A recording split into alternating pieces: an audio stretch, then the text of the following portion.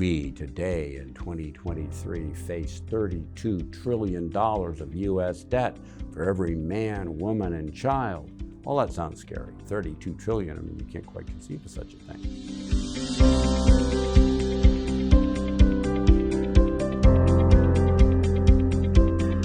Once a month, I cover one of the debunks from my book, Debunkery, which the book's now, I think, 13 years old. So the numbers and data change, but the topics really don't change much. Today I'm going to cover what was number 45. The big government debt is national death. So as I wrote about at the time, with numbers that applied at the time, people are just naturally debt phobic. The way people think is debt's bad, more debt's worse, too much debt, you go to hell. There's some reasons to believe in some of that, but there's also reasons to believe that some of that's not just true at all. The debt numbers are so big that kind of the way we think about it is if we spent that amount of money, we could have one heck of a party. But in reality, the numbers, which sound scary, we today in 2023 face $32 trillion of US debt for every man, woman, and child. All that sounds scary. 32 trillion, I mean, you can't quite conceive of such a thing. But I want to point out that it's the size of the debt, and not even the size of the debt, but the size of the carrying cost of the debt relative to the size of our economy and our ability to afford that debt that's really what matters.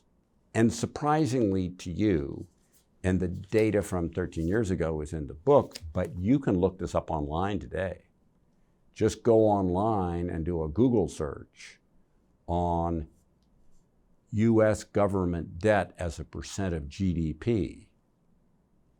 And you can see that today, despite all of the hoopla, the interest payments on debt, US government debt, all of it, total about a little less than 2% of US GDP, which is about where it was in 1980, about where it was when I was born in 1950. The debt's bigger, and there's some complicating features to it all. In fact, I think one of the reasons that we have so much debt phobia is, in my opinion, the government does a really lousy job of explaining anything about the debt very correctly. I mean, I think very few people understand fundamentally where this is. You take that 32 trillion that I mentioned before, which is a number widely banned. Who's the biggest owner of US debt? Well, you'll hear these stories and they all miss the biggest owner. The biggest owner of US debt is now and has for a very, very long time always been the US government itself. And the debt that the US government issues, that it itself owns, is money in and out of one pocket to another, insignificant. What's the biggest one of those you don't think about? The so-called SOMA account, which is the system open market account of the US Federal Reserve, the Federal Reserve that you talk and hear about a lot. But agencies also use debt, US agencies also use debt kind of like a savings account. But the SOMA debt that the Fed owns is about $8 trillion by itself. It's the net debt that you should worry about, the debt that the US government's issued that the US government itself does not own. That's the debt you should worry about. It's about 24 trillion, but they don't say 24 trillion, they say 32 because that's a scarier number. The fact is, I want to go back, even that, which is, they'll tell you we have more debt than we have GDP. At the 24, we have less debt than we have GDP, but almost as much. Still, that's not the issue. The issue is the carrying cost of the debt. when you factor in the interest payments, can we cover the debt?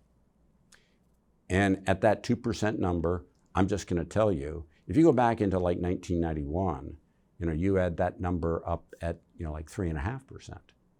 And for a long time, from 1989 to about 1990, 2000, we were much higher than we are now.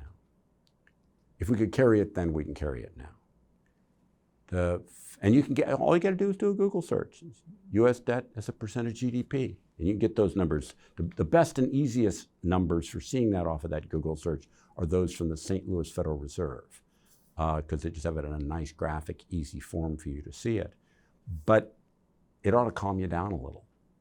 And it ought to make you realize how much what is shoved at you in the world today is extreme hype trying to scare you about something somehow. But this notion, which has been around forever, oh my gosh, we're going to have a terrible national problem because of the debt. It's a possibility to have that national problem, but we're nowhere near that today. It's not the problem you think it is.